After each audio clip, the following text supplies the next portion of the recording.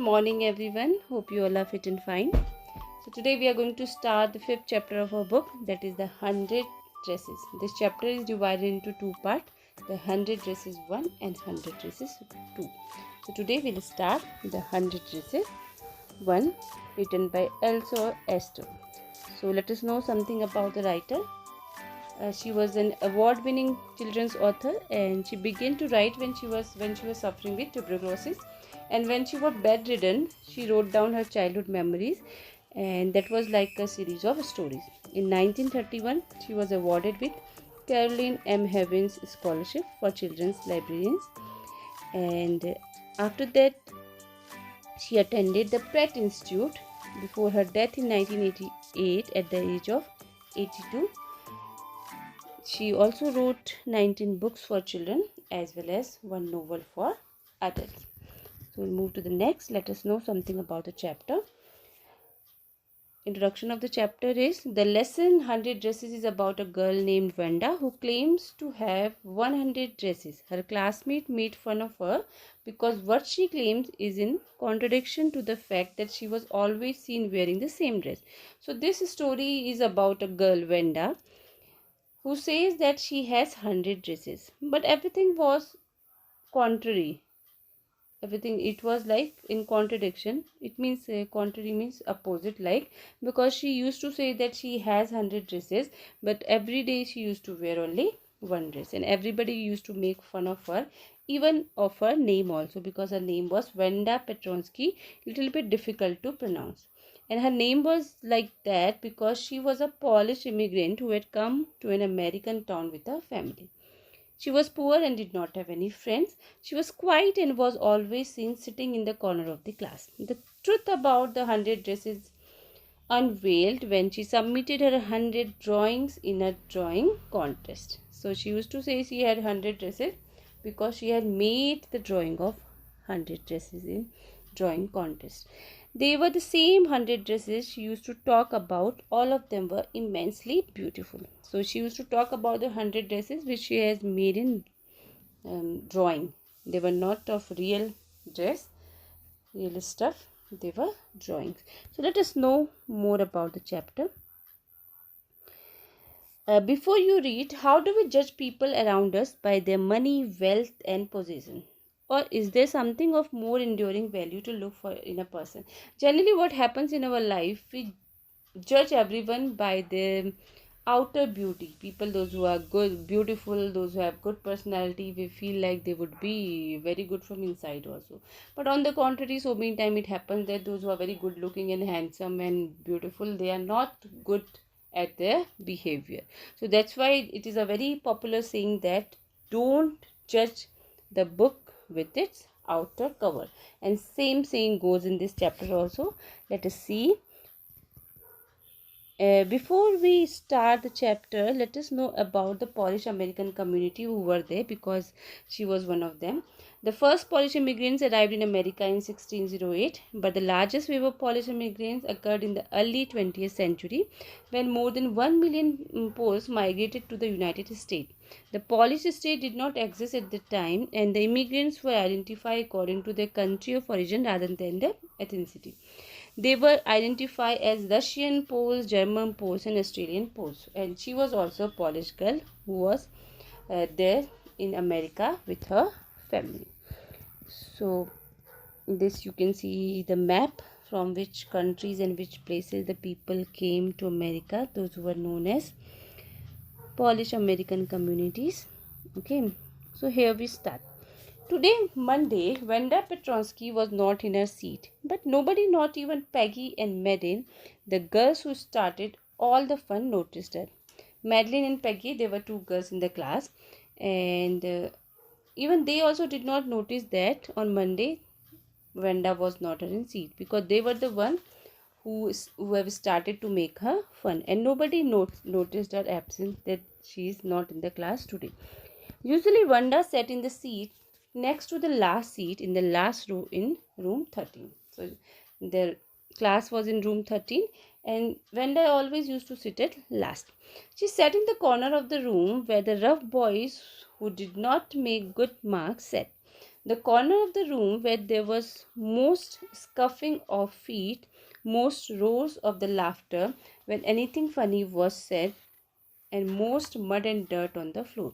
So she used to sit in the corner of the room where the rough boys who did not make good marks sat. So generally it happens in every class in back benches the children sit, those who are not very good in study. The corner of the room where there was most scuffling of feet. Scuffling of feet means very much noise and dragging and all the moments. Most roars of laughter when anything funny was said, and most mud and dirt on the floor. So, uh, so much of laughter, so much of fun is there at the last seat. Even most of the dust and mud is also found in the last benches of the class. So, also Vanda used to sit there. Vanda did not sit there because she was rough and noisy. On the contrary, she was very quiet and rarely said anything at all. So Vanda was not sitting there like she was like those boys who were sitting there. But opposite to that, she was very quiet and rarely said anything. And nobody had ever heard her laugh out loud. And she never used to laugh loud. Sometimes she twisted her mouth into crooked sort of a smile, but that was all. So she never used to laugh and shout or talk like that. Only sometimes she would smile little bit. She would give her crooked smile and nothing more. Nobody knew exactly why Wanda sat in that seat, unless it was because she came all the way from Boggin's Height, and her feet were usually caked with dry mud. But no one really thought much about Wanda Petronsky once she sat in the corner of the room. So nobody knew that why she used to sit there.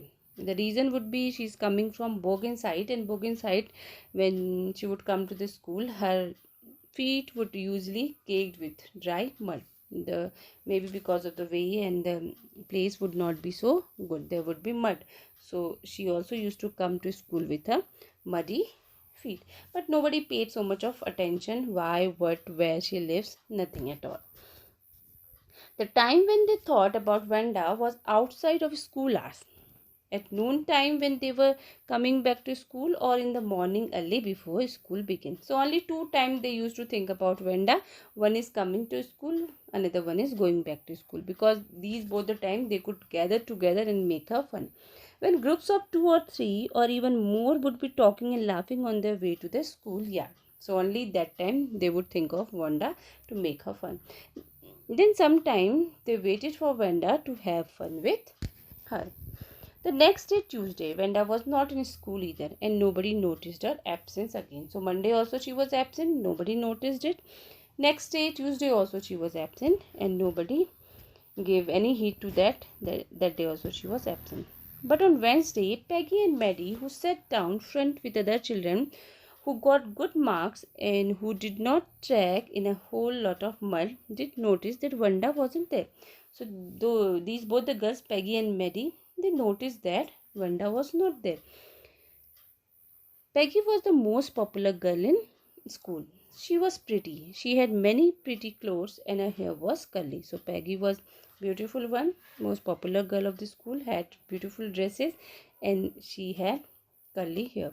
Maddie was her closest friend. The reason Peggy and Maddie noticed Vanda's absence was because Vanda had made them late to school, and they noticed it because of Vanda they were late to school. That day they must be waiting that Vanda will come, will make her fun, but she did not come. So that's why they noticed.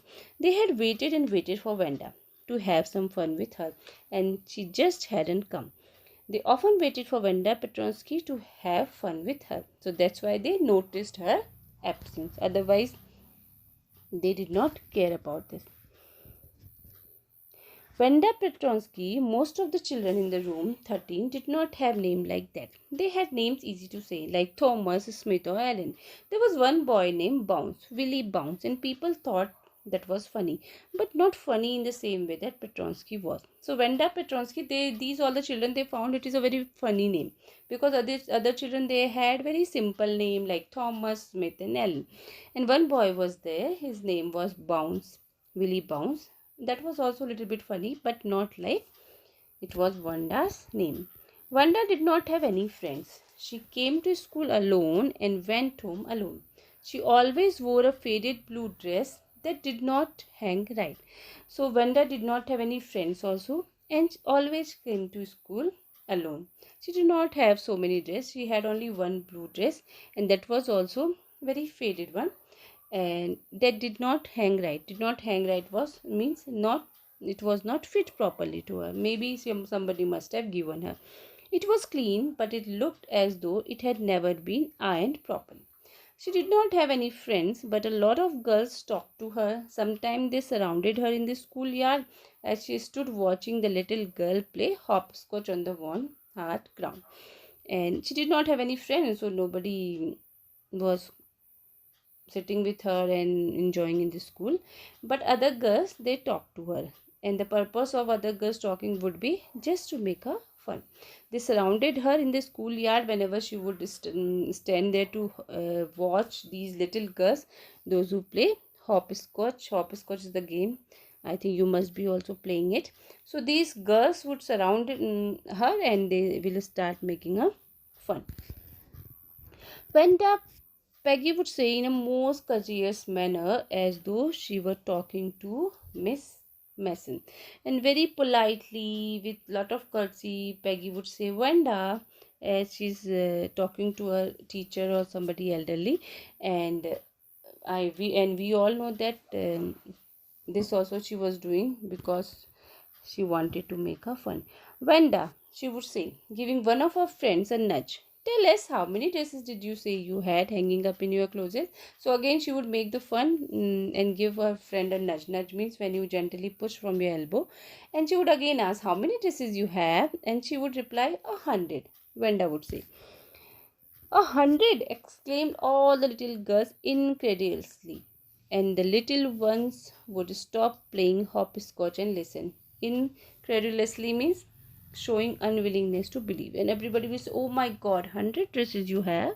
And these girls, those who are playing hopscotch, they will also stop playing, and they would also say, oh my god, you have 100 dresses.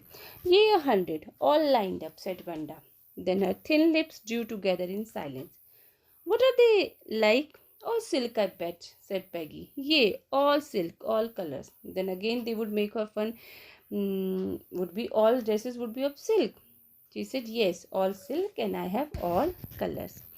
Velvet too? Yea, velvet too. 100 dresses. Wanda would repeat stolidly, all lined up in my closet. She said, she would say, yes, I have, and without showing any feelings, she would say, yes, I have, and all are in my closest in Almira.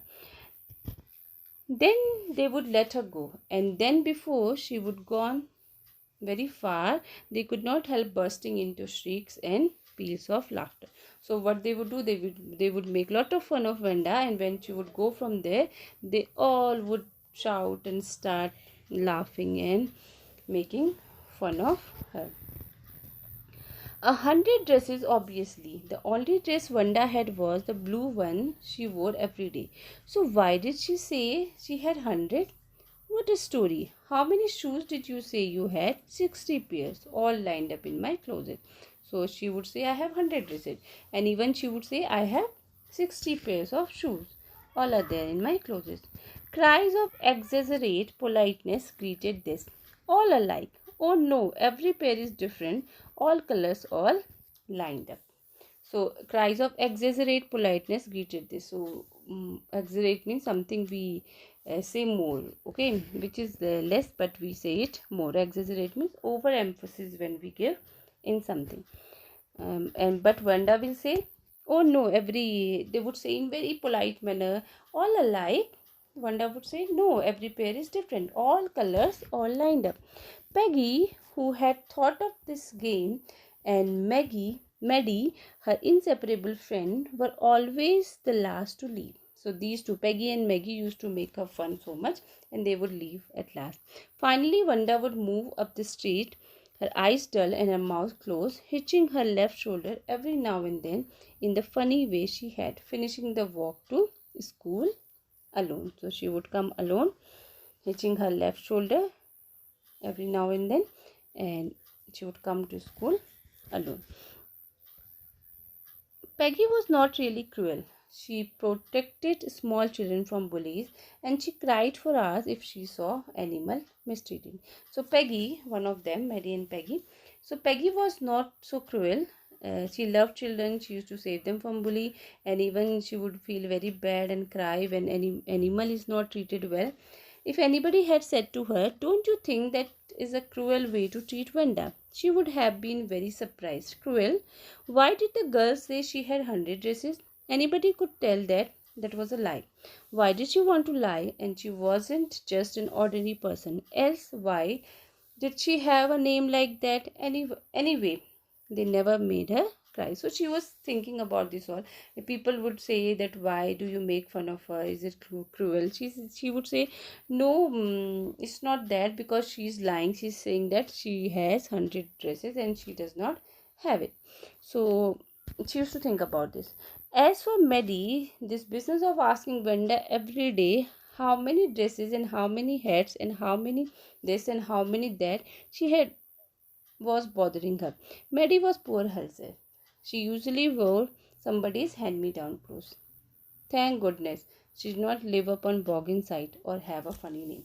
So she also is poor, and she used to wear somebody's hand-me-down clothes. Means somebody would have given her, but she was thanking God that thank God I do not live in Boggin Heights. Otherwise, they would also make fun of my name.